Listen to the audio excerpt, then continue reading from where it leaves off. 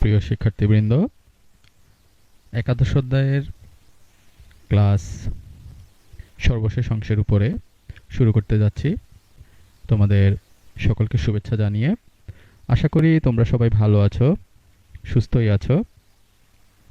ঘরে হয়তোবা কিছুটা অস্বস্তি লাগছে, কিন্তু আসলে পরিস্থিতিটা এরকম যে তোমাদেরকে ঘরে অবস্থান করে সুস্থ থাকতে হবে।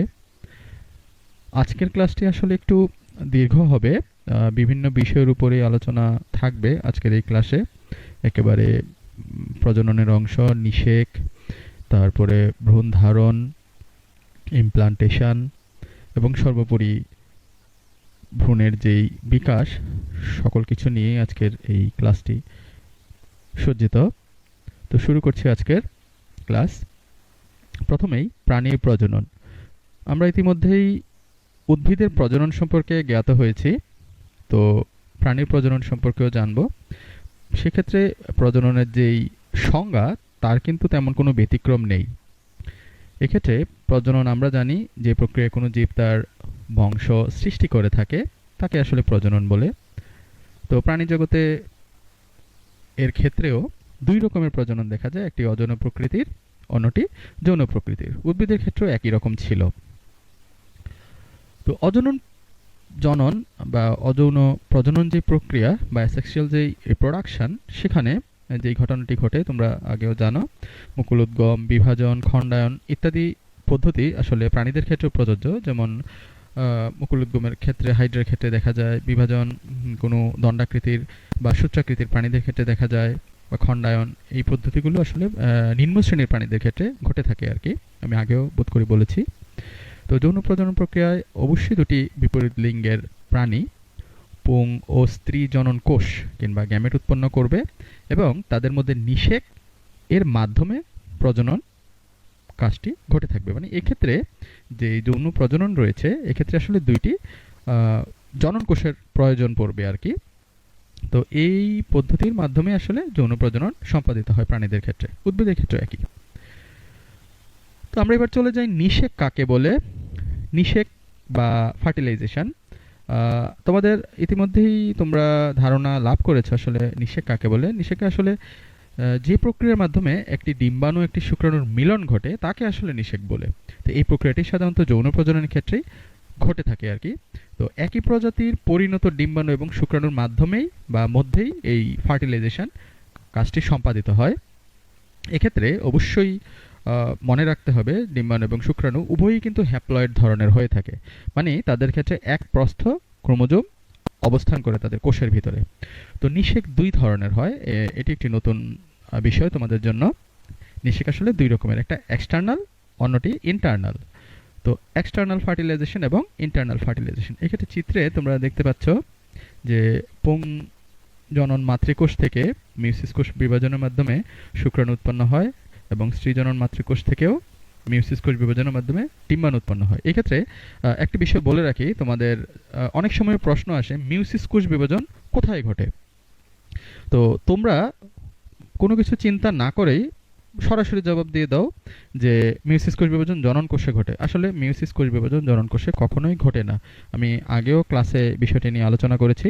মিউসিস কোষ বিভাজন আসলে জনন মাতৃকোষে ঘটে। এটা পুং জনন মাতৃকোষ হতে পারে কিংবা স্ত্রী জনন মাতৃকোষ হতে পারে। উভয়ের ক্ষেত্রেই যেই মাতৃকোষে হোক না কেন, উভয় মাতৃকোষ, জনন মাতৃকোষেই আসলে মিউসিস সম্পাদিত হয়। তার মাধ্যমে জনন কোষ তৈরি হয়। জনন কোষে, জনন কোষের ভিতরে কিন্তু আসলে বা জনন কোষের মধ্যে মিউসিস কোষ বিভাজন ঘটে না। যাই হোক, চলে যায় নিষেকে। নিষেক দুই রকমের, একটি বহির্নিষেক, অপরটি অন্তঃনিষেক। তো বহির্নিষেক হলো এক্ষেত্রে সাধারণত যেই জনন কোষগুলো দেহের বাইরে মিলিত হয় বা দেহের বাইরে একত্রিত হয়। তো মাছের ক্ষেত্রে মাছ ডিম ছেড়ে দেয় এবং ব্যাঙের ক্ষেত্রেও পুরুষ ব্যাঙ শুক্রাণু ত্যাগ করে পানিতে, বর্ষাকালে এই কাজটি সম্পাদিত হয়ে থাকে। স্ত্রী ব্যাঙের ক্ষেত্রে ডিম্বাণু ত্যাগকৃত হয়।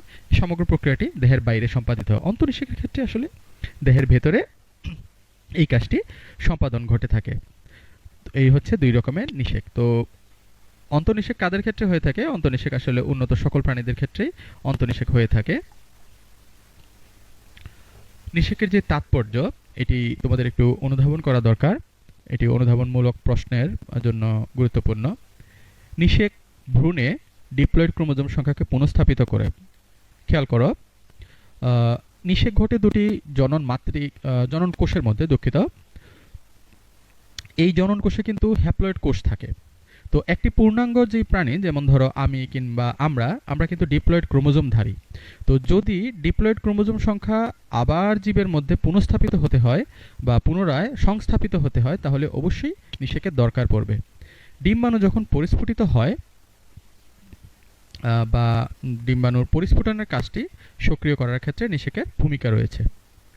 ক্রোমোজোম কর্তৃক বহনকৃত পিতামাতার যে বৈশিষ্ট্যগুলো রয়েছে সেগুলো একত্রিত করে ভ্রূণের লিঙ্গ নির্ধারণ করে।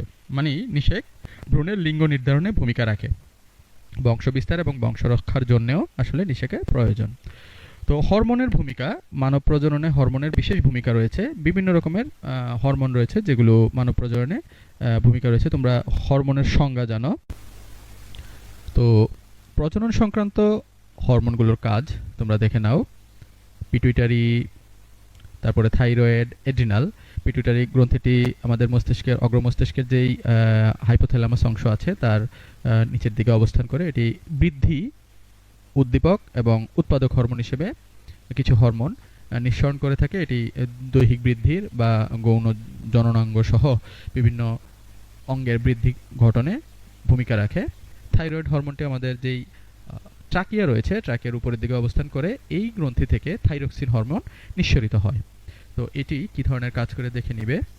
এড্রিনাল গ্রন্থি, এটি অবস্থান করে আমাদের যেই বৃক্ক রয়েছে, বৃক্কের একেবারে উপরের দিকের অংশে অবস্থান করে। এটি গ্লুকোকর্টিকয়েড হরমোন নিঃসরণ করে। তারপরে শুক্রাশয়, ডিম্বাশয় এবং অমরা। শুক্রাশয় পুরুষদের ক্ষেত্রে যেই অংশ, তা থেকে টেস্টোস্টেরন এবং অ্যান্ড্রোজেন হরমোন নিঃসরিত হয়। ডিম্বাশয় থেকে স্ত্রী প্রজননতন্ত্রের গুরুত্বপূর্ণ এবং প্রধান অংশ। এখানে ইস্ট্রোজেন এবং প্রজেস্টেরন হরমোন নিঃসরিত হয়। এই হরমোনগুলো আসলে জনন হরমোন, এগুলো অত্যন্ত গুরুত্বপূর্ণ ভূমিকা পালন করে প্রজনন তন্ত্র সহ প্রজনন সমগ্র প্রক্রিয়াটি সম্পাদনের ক্ষেত্রে। এরপরে রয়েছে অমরা। অমরা অত্যন্ত গুরুত্বপূর্ণ একটি অঙ্গ গর্ভাবস্থায় স্ত্রীদেহে। এটি গোনাডোট্রফিক হরমোন নিঃসরণ করে। তো এখানে যদি শব্দগুলোকে একটু ভেঙে বলে দেই, গোনাড হচ্ছে গিয়ে জনন অঙ্গ, ট্রপিক শব্দটির অর্থ হচ্ছে গিয়ে বৃদ্ধিকারক। তো এখান থেকে আসলে এর কাজ সম্পর্কে কিছুটা ধারণা পাওয়া যায়। তো তোমরা কাজগুলো একটু দেখে নিবে, আগেও জানা আছে তোমাদের, জাস্ট একটু রিভিউ করার জন্য এটা দেয়া। চলে যায় পরবর্তী স্লাইডে। বয়ঃসন্ধিকাল সম্পর্কে তোমরা অবশ্যই জানো যে কৈশোর এবং তারুণ্যে উপনীত হওয়ার মধ্যবর্তী যে একটি দশা পুরুষ এবং স্ত্রীদের ক্ষেত্রে দেখা যায়, তা সেই সন্ধিকালটিকে আসলে বয়ঃসন্ধিকাল বলে থাকা হয় আর কি। তো এই বয়ঃসন্ধিতে বিভিন্ন রকমের পরিবর্তন সাধিত হয়। এই পরিবর্তন দৈহিক হতে পারে, মানসিক হতে পারে এবং গৌণ যৌন বৈশিষ্ট্যের ক্ষেত্রে হতে পারে। তো এদের ক্ষেত্রে পরিবর্তনগুলো কি ধরনের হয় তোমরা একটু দেখে নিবে। তোমরা এগুলো জানো, তারপরেও আরও একবার একটু লক্ষ্য করে নিবে। তারপর একটি নতুন শব্দ, এই ম্যানোপজ। এর বাংলা অর্থ হচ্ছে রজনীবৃত্তিকাল। আসলে স্ত্রী দেহে 40 থেকে 50 বছর পর্যন্ত ঋতুস্রাব চক্র চলতে থাকে, কিন্তু এই সময়ের পর এই ঋতুস্রাব চক্রটি চিরদিনের জন্য বন্ধ হয়ে যায়, সাধারণত এই সময়ে আর কি। তো এই বন্ধ হয়ে যাবার ঘটনাটিকে মেনোপজ কিংবা রজনীবৃত্তিকাল হিসেবে অভিহিত করা হয়। পরবর্তী স্লাইডে যাই। ভ্রূণের বিকাশ অত্যন্ত গুরুত্বপূর্ণ একটি অংশ। তো আমরা ভ্রূণের বিকাশের ক্ষেত্রে বলে রাখা দরকার যে ভ্রূণ আসলে কিভাবে উৎপন্ন হয় বা ভ্রূণ কাকে বলা হচ্ছে। এখানে খেয়াল করো, একটি শুক্রাণু এক সেট ক্রোমোজোম কিংবা হ্যাপ্লয়েড সংখ্যক ক্রোমোজোম সহ একটি ডিম্বাণুর সঙ্গে নিষিক্ত হয়। তো এই নিষেকের ফলে যে একটি কোষ উৎপন্ন হয়, সেই কোষটি ডিপ্লয়েড ক্রোমোজোম বিশিষ্ট একটি কোষ। এই কোষটি আবার 2n সংখ্যক ক্রোমোজোম ধারণ করে আর কি। তো একে বলা হচ্ছে জাইগোট। একে জাইগোট বলা হয়। তো তোমাদেরকে জানিয়ে রাখি, এই জাইগোটের অপর আরেকটি নাম হচ্ছে গিয়ে নিষিক্ত ডিম্বাণু। তো এই নিষিক্ত ডিম্বাণু আসলে ডিম্বনালী বেয়ে জরায়ের দিকে আস্তে আস্তে অগ্রসর হয়। আমি একটি ফিগারের মাধ্যমে বিষয়টি বোঝানোর চেষ্টা করব পরবর্তী স্লাইডে। এখন তাত্ত্বিকভাবে বুঝে নাও যে নিষিক্ত ডিম্বাণুটি ধীরে ধীরে ডিম্বনালী বেয়ে জরায়ের দিকে অগ্রসর হতে থাকে। হ্যাঁ, তো এখানে কিন্তু এই নিষিক্ত ডিম্বাণু বললে আসলে জাইগোটকে বোঝানো হচ্ছে। তো এই সময় ডিম্বাণুর কোষ বিভাজন কিন্তু চলতে থাকে, এই নিষিক্ত ডিম্বাণুর কোষ বিভাজন চলতে থাকে। তো এইটাকে আসলে ক্লিভেজ বলা হচ্ছে। এই যে কোষ বিভাজনের কথা বলা হচ্ছে, এটা হচ্ছে ক্লিভেজ। এই ক্লিভেজের মাধ্যমে আসলে একটি ভ্রূণ উৎপন্ন হবে বা একটি পূর্ণ মানব শিশু তৈরি হবে, বা প্রাণীও বলতে পারি, অন্য প্রাণীদের ক্ষেত্রে একই রকম ঘটনা ঘটে। তো এই যে কোষ বিভাজন ঘটছে, কোষ বিভাজন শেষ পর্যায়ের দিকে এটিকে আমরা বলি গঠন উন্মুখ ভ্রূণ। গঠন উন্মুখ ভ্রূণ বলা হয়। তো এই গঠন উন্মুখ ভ্রূণ ডিম্বনালী দিয়ে জরায়ুতে পৌঁছায়। তো এই গঠন উন্মুখ ভ্রূণ বলতে আসলে ওই যে ক্লিভেজের মাধ্যমে নিষিক্ত ডিম্বাণু আসলে এই গঠন উন্মুখ ভ্রূণে রূপান্তরিত হলে এটি ডিম্বনালী বেয়ে জরায়ুতে এসে পৌঁছায়। তো জরায়ুতে আসার পর্যায় পর্যন্ত এটি যে একটি কোষের পিণ্ডে রূপান্তরিত হয় তাকে আসলে ব্লাস্টোসিস্ট হিসেবে অভিহিত করা হয়। এক্ষেত্রে জানিয়ে রাখা দরকার, এই কোষগুলো সাধারণত প্রথম অবস্থায় মরুলা থাকে, তারপরে ব্লাস্টুলা, ব্লাস্টোসিস্ট, এই দশাগুলা বা ক্লিভেজের মাধ্যমে এই ধাপগুলা পার হয়ে একটি পূর্ণাঙ্গ ভ্রূণে রূপান্তরিত হয়। তো আমরা বুঝলাম ব্লাস্টোসিস্ট কি। তো জরায়ুর প্রাচীরে ভ্রূণের এভাবে যে ব্লাস্টোসিস্টের এই যে সংস্থাপিত হওয়া বা সংযুক্তি হওয়া, এই ঘটনাটাকে বলা হয় ইমপ্লান্টেশন কিংবা গর্ভধারণ। তো এই বিষয়টি গুরুত্বপূর্ণ। এটা আসলে জ্ঞানমূলকও আসতে পারে, অনুধাবনও আসতে পারে। তো এই ইমপ্লান্টেশন কিংবা ভ্রূণ সংস্থাপন কিংবা গর্ভধারণ প্রক্রিয়াটি আমরা নিশ্চয়ই বুঝতে পারলাম আসলে ব্লাস্টোসিস্টের জরায়ুর প্রাচীরে সংস্থাপিত হওয়া বা সংযুক্ত হওয়ার ঘটনাটাকে বলা হচ্ছে ইমপ্লান্টেশন। আমরা চলে যাই পরবর্তী স্লাইডে, চিত্রের মাধ্যমে এবার বোঝার চেষ্টা করব। দেখো, এটি হচ্ছে আসলে একটি স্ত্রী প্রজনন তন্ত্রের ছবি বা চিত্র। একটা পাশ দেখানো হয়েছে, এই পাশেও এরকম একটি ডিম্বনালী আছে, একটা ডিম্বনালী আছে এবং একটি ফ্যালোপিন টিউব, এবং এটাকে বলা হচ্ছে ওভারি কিংবা ডিম্বাশয়। তো ডিম্বাশয়ের ভিতরে আসলে ডিম উৎপন্ন হয় বা ডিম্বাণু উৎপন্ন হয়। তো এই ডিম্বাণু ধীরে ধীরে এই জায়গাটিতে এই অংশটি হচ্ছে গিয়ে ইউটেরাস, দুঃখিত, এই অংশটি হচ্ছে ইউটেরাস বা জরায়ু। তো এইখান দিয়ে আসলে এই অংশটিকে বলা হচ্ছে অভিডাক্ট, বা এই যে নলটা এটাকে বলা হচ্ছে অভিডাক্ট কিংবা ডিম্বনালী। আর এই অংশগুলোকে বলা হয় ফিমব্রি। এগুলো আসলে এক রকমের ছোট ছোট সূত্রাকৃতির গঠন ডিম্বাশয়টিকে আবৃত করে রাখে আর কি। তো আমরা বোঝার চেষ্টা করব। এখানে ওভুলেশন কিংবা ডিম উৎপাদিত হলো। ডিম উৎপাদিত হওয়ার পরবর্তীতে এই অংশটি ডিমতে রূপান্তরিত হলো। ডিম্বাণুতে রূপান্তরিত হওয়ার পরবর্তীতে এই ধাপে আসার পরে এটি আসলে এই ধাপের মধ্যেই বা এই জায়গাতেই আসলে নিষেক বা ফার্টিলাইজেশনের কাজটি সম্পাদিত হয়ে থাকে। অনেকগুলো স্পার্ম সেল এখানে দেখতে পাচ্ছ বা শুক্রাণু দেখতে পাচ্ছ। এই শুক্রাণুর মধ্যে একটি মাত্র শুক্রাণু এই ডিম্বাণুটিকে নিষিক্ত করতে পারবে। তো এখানে দেখতে পাচ্ছ তোমরা first and second polar bodies. আসলে মিওসিস কোষ বিভাজনের মাধ্যমে 4টি কোষ উৎপন্ন হয়। 4টি কোষের মধ্যে সর্বশেষ একটি মাত্র কোষ বা একটি মাত্র ডিম্বাণু শেষ পর্যন্ত থাকে, জীবিত থাকে বা কি বলবো, অবস্থান করে আর কি। বাকিগুলো কিন্তু ধ্বংস হয়ে যায়। তো এইখান থেকে লক্ষ্য করতে পারছো একটি স্পার্ম সেল কিংবা একটি শুক্রাণু এটিকে নিষিক্ত করলো। এই ঘটনাটি ঘটলো এই জায়গায়, হ্যাঁ, এই ওভিডাক্ট কিংবা ডিম্বনালীর ভিতরে। তো এই নিষেক যখন ঘটে গেল, এটাকে আমরা বলছি নিষিক্ত ডিম্বাণু কিংবা জাইগোট। হ্যাঁ, তো এই জাইগোট ধীরে ধীরে ধীরে ধীরে এখানে বাহিত হতে শুরু করলো বা চলা শুরু করলো। তো এই পর্যায়ে যখন চলতে শুরু করলো ডিম্বনালী দিয়ে, তখন কিন্তু তার ক্লিভেজ শুরু হয়ে গেল। তোমরা দেখতে পাচ্ছ এখানে একটি কোষ ছিল, এখানে কিন্তু দুটি কোষে রূপান্তরিত হলো। টু সেল স্টেজ বলা হচ্ছে এটাকে। আর এই অংশটা তোমাদের প্রশ্ন জাগতে পারে মনে, যে জোনা পেলুসিডা কি? এটা আসলে ডিম্বাণুর বহির্ভাগে একটি সুরক্ষা আবরণ। তো এই ধাপে আসার পরে এই কোষটি 4টি কোষে রূপান্তরিত হলো। এইটাকে বলা হচ্ছে ক্লিভেজ। একটি কোষ থেকে দুটি কোষ, দুটি কোষ থেকে 4টি কোষ, 4টি কোষ থেকে এই জায়গায় দেখো 8টি কোষে রূপান্তরিত হলো। এই জায়গায় আসার পরে কোষটি, দুঃখিত, এই জায়গায় আসার পরে কোষটি একটি কোষপিণ্ডে রূপান্তরিত হলো। এটাকে বলা হচ্ছে মরুলা। আমি মনে হয় বোঝাতে পারলাম। তো এই ধাপগুলা আসলে এই যে ঘটনা, এই যে 1 কোষ, 2 কোষ, 4 কোষ, 8 কোষ, তারপরে একটি কোষপিণ্ড বা বলের মতো পিণ্ড, এই ঘটনাগুলো যেই প্রক্রিয়া বা যেই বিভাজনের মাধ্যমে ঘটছে তাকে আসলে ক্লিভেজ বলা হচ্ছে। তো পরবর্তীতে এইভাবে যখন কোষটি এই অবস্থা প্রাপ্ত হয়, হ্যাঁ, একটি মানে সবগুলো কোষ যখন একটা পাশে গিয়ে অবস্থান করে পিণ্ডের মতো এবং মাঝখানে একটি কি বলবো ফাঁকা স্থান অবস্থান করে এবং তরলপূর্ণ ফাঁকা স্থানে রূপান্তরিত হয় কোষের এই অবস্থাটি, তখন তাকে বলা হয় আর্লি ব্লাস্টোসিস্ট, বা তখন ব্লাস্টোসিস্ট পর্যায়ের যাওয়ার জন্য প্রস্তুতিমূলক অবস্থা আর কি, যেটাকে বলা যায়। তো পরবর্তীতে এই কোষটি একটি এরকম পিণ্ডে রূপান্তরিত হয়।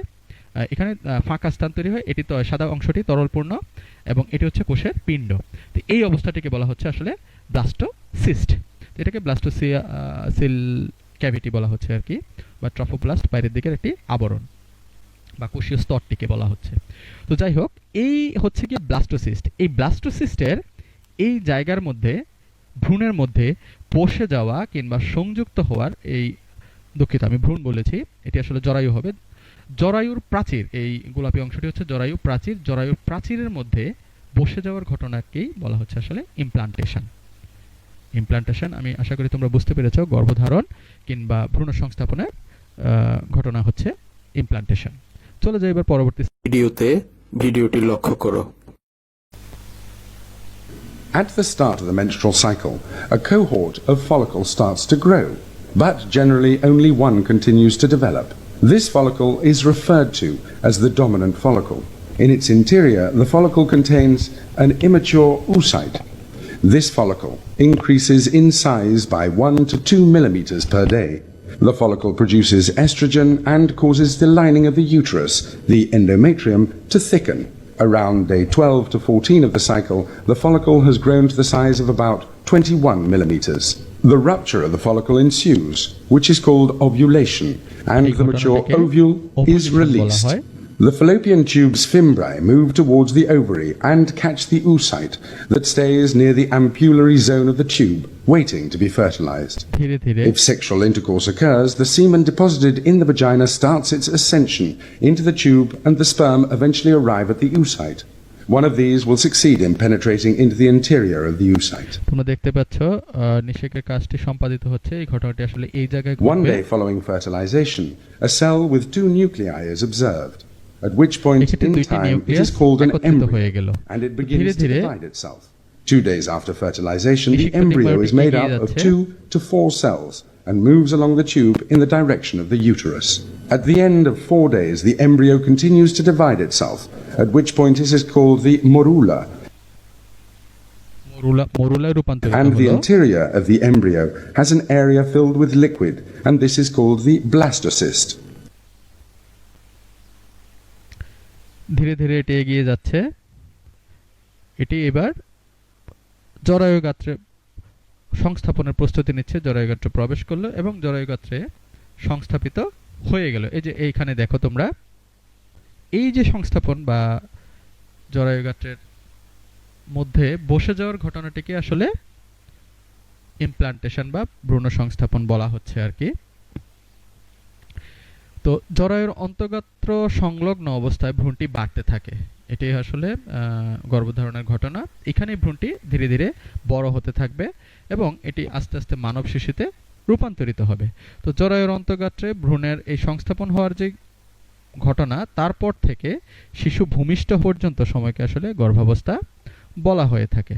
সাধারণত 30 থেকে 40 সপ্তাহ পর্যন্ত গর্ভাবস্থা বিদ্যমান থাকে। তো আমরা এবার চলে যাই আরো একটি গুরুত্বপূর্ণ অংশ, গর্ভকালীন সময়ে মাতৃদেহে প্লাসেন্টা কিংবা অমরা সম্পর্কে জানবো। এটা আসলে অত্যন্ত গুরুত্বপূর্ণ এবং অনেক সময় তোমরা এটি ঠিক বুঝতেও পারো না, কিন্তু এটি আসলে খুব গুরুত্বপূর্ণ একটি অঙ্গ হিসেবে পরিচিত। তো জরায়ু আসলে তোমাদের বইয়ে যে ছবিটি রয়েছে, জরায়ু এই এই অংশটি হচ্ছে আসলে মূলত জরায়ু। এই যে দেখা যাচ্ছে এখানে তোমার বিভিন্ন রকমের রক্তনালিকা, স্নায়ু সহ এই যে বাড়তি একটি অংশ দেখা যাচ্ছে, তাকেই জরায়ু বলা হচ্ছে। এই অংশটি হচ্ছে জরায়ু, এই অংশটি হচ্ছে অমরা কিংবা প্লাসেন্টা, এবং এই অংশটি একটি থলের মতো অংশ, যেটি এই নীল অংশটি হচ্ছে কিছু লিকুইড, এর মাধ্যমে আসলে এই ভ্রূণটি ঘর্ষণজনিত প্রভাব থেকে মুক্ত থাকে আর কি। তো এখানে নিচে দিয়ে লেখাও আছে যে গর্ভবতী মায়ের বা গর্ভবতীর চলাফেরাকালে ভ্রূণকে ধাক্কা বা আঘাত থেকে রক্ষাকারী তরল পদার্থ। তো এই অংশটি হচ্ছে প্লাসেন্টা। তো প্লাসেন্টা আসলে কিভাবে ঘটিত হয়, যে বিশেষ অঙ্গের মাধ্যমে মাতৃজরায়ুতে ক্রমবর্ধমান ভ্রূণ এবং মাতৃজরায়ু টিস্যুর মধ্যে সম্পর্ক স্থাপিত হয়, তাকে আসলে অমরা কিংবা গর্ভফুল হিসেবে অভিহিত করা হয়। ভ্রূণ জরায়ুতে পৌঁছানোর 4 থেকে 5 দিনের মধ্যে, এই অংশটি ইম্পর্ট্যান্ট, এটি এমসিকিউতে আসতে পারে, 4 থেকে 5 দিনের মধ্যে এই সংস্থাপনের ঘটনাটি সম্পন্ন হয়। ক্রমবর্ধনশীল ভ্রূণের কিছু কোষ এবং মাতৃজরের অভ্যন্তরের কিছু কোষ মিলিত হয়ে ডিম্বাকার ও রক্তনালী সমৃদ্ধ অমরা তৈরি করে। নিষেকের 12 সপ্তাহের মধ্যে অমরা গঠিত হয়ে যায়। প্রসবের পর অমরা দেহ থেকে নিষ্ক্রান্ত হয়ে যায়। তো এই অমরাটি আসলে বা প্লাসেন্টা যেটাকে বলা হচ্ছে সেটি অত্যন্ত গুরুত্বপূর্ণ। কেন বলা হচ্ছে? যে ভ্রূণের সঙ্গে মাতৃদেহের যে যোগাযোগ স্থাপিত হওয়ার ঘটনা সেটি আসলে এই প্লাসেন্টা সম্পাদন করে থাকে। তো প্লাসেন্টার মধ্যে আসলে কি থাকে? রক্তবাহিকা থাকে, স্নায়ু থাকে। তো তোমরা দেখতে পাচ্ছ এইখান থেকে অমরা আসলে গঠিত হয় কি দিয়ে? যে এখানে তোমার মাতৃজরায়ুর কিছু কোষ যেমন থাকবে এবং ভ্রূণের কিছু কোষও থাকবে।